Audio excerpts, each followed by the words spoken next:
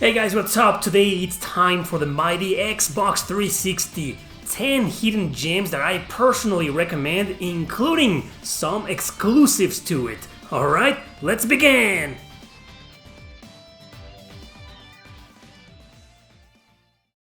Number 10. Earth Defense Force 2025. Mindless games can be pretty fun if you play them in good spirits. This one is part of a long-running series that started back in 2003 with a game called Monster Attack, not to be confused with the Super Nintendo game also called Earth Defense Force, published by Jaleco. There are several games in this other series, but most people just seem unaware of them. I think this one on the 360, also released on several other platforms, is a good place to start. You select between your different types of soldier class characters, and off you go to fight the alien forces invading the city. Controls are great, the action is solid, there's hundreds of weapons unlockable, and a lot of customization. None of these games are actually obscure, they just always go under people's radars for how silly they are, but this one's good, trust me.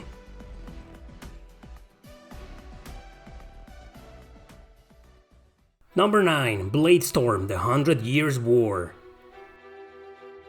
From the cover it looks like another Dynasty Warriors, but nope, this is a cross-genre video game. It's also on the PS3 and was enhanced on all the next-gen systems. The 360 is the vanilla version, but it's so dirt cheap, it's worth a try. You're gonna have to choose your customized character to be a mercenary leader. Eventually you'll have to ally your guild to one of the armies fighting in the war, but this isn't a hack and slash game. Battles are controlled by small platoons fighting on real-time strategy with you leading them. A triangle attack is there, so some units are stronger or weaker to others. So it's based on several quests which you play out in large maps. That's the only similarity it has with Koei's Warrior franchise. This is a pretty original game, and getting the gist of it means you'll be in one hell of a ride.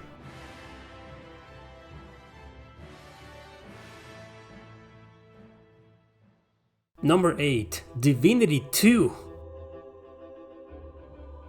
This one was released only on PC and the 360. It's part of the Divinity series, but no one knows it because they all know the original Sin games. Well, this one predates it.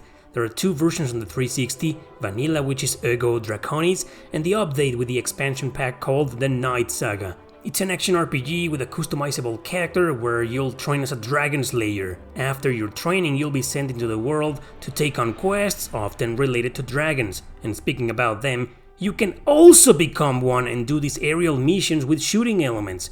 Be careful what you say or do, as your choices can greatly influence the story and dialogues. All in all, it's a pretty solid game, buried under the success of the original Sin games. Give it a chance if you see it out there.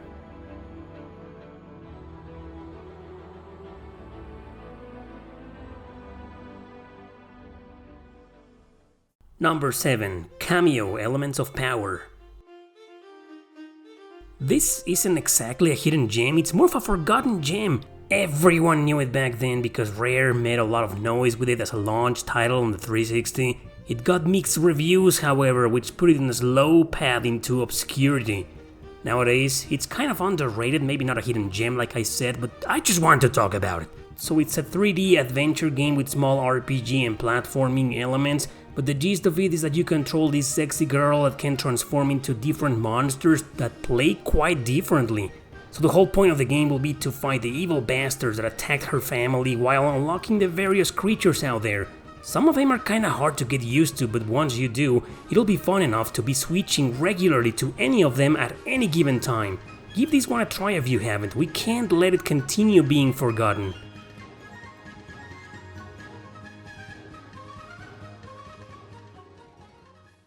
Number 6. Akai Katana.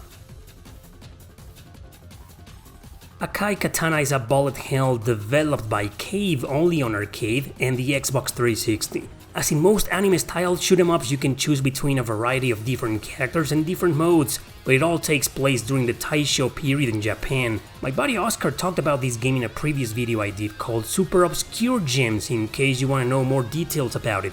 It's got great controls, music, and challenge. In fact, I found it pretty damn hard, like most bullet hells of course.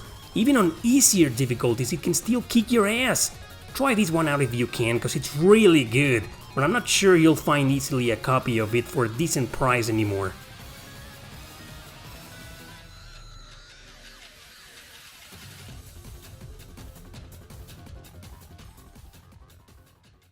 Number 5. Magna Carta II.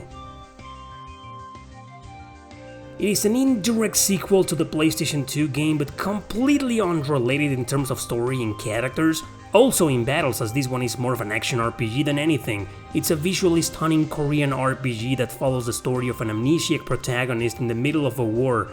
Battles are played on real time, but you can freely control one character at a time. Sometimes you'll need to create combos by quickly switching to another character for massive damage. This is due to the overheat bar, because fighting too much can leave them unable to attack for a short period of time.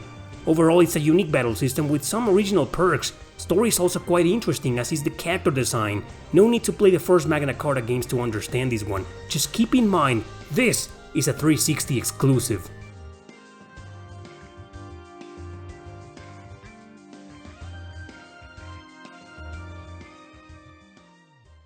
Number 4. Killer is Dead. Like many games developed by Suda51, this is yet another extremely weird, wacky and silly publication. It's a hack and slash, but obviously it has some unique mechanics to it that offer more variety. It's got slightly clunky controls on purpose so you can feel its craziness, I guess. It's all about building up the combo meter with your sword attacks, but you can also use a gun arm attack, though doing that changes the view to shoulder perspective. Some enemies need to be finished off with a badass cinematic shenanigan, because of course this is a grasshopper game. Crazy ass story, crazy ass character, crazy ass fan service, you name it. If you're a fan of the developers, this is definitely a must play. It was also released on PC and the PS3.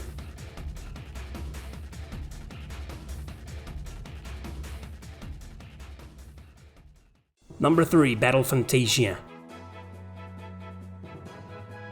Another one released for those three systems is this beautifully looking 2D fighting game. Though the physical PS3 version was only released in Europe, North America got it digital. Anyway, this was developed by my favorite fighting company, Arc System Works. It was like an attempt to turn an RPG into a fighting game, so yeah, some very small RPG features here, but it's 90% a fighter. It often appears on Hidden Gems videos for good reasons. One, because it sold poorly even though lots of magazines and websites reviewed it. Of course, they weren't impressed because they probably wanted to play Street Fighter. Second, sure, it's no masterpiece, but it's very good and quite unique for its features. The graphics and the character design alone are good enough reasons to play this awesome game. It has a very cool story mode, which is told sometimes as in a storybook, and there's also several quirky characters to choose from. This 360 version is still kinda cheap nowadays, so pick it up if you see it around.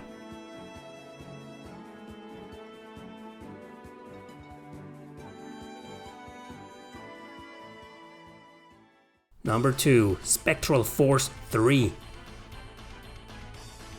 Another exclusive on the 360 is this very obscure game from a very obscure series.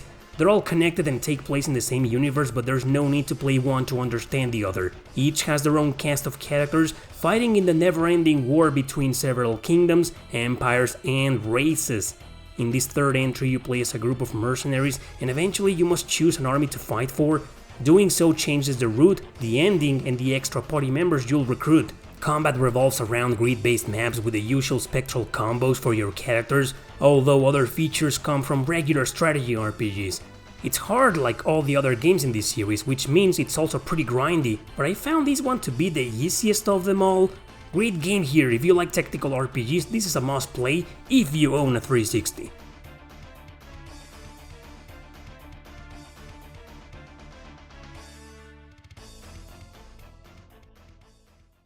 Number 1. Dead Smiles.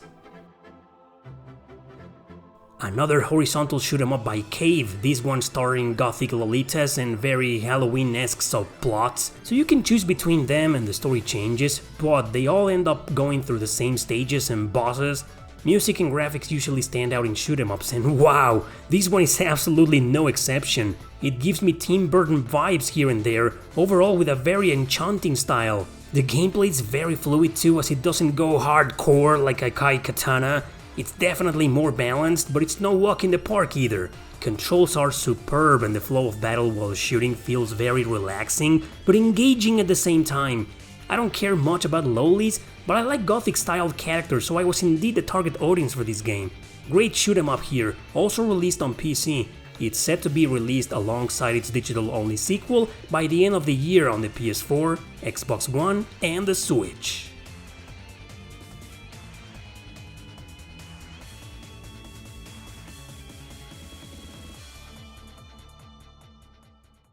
Alright guys, those were my picks for today's video. If you know more hidden gems, leave them in the comment section below.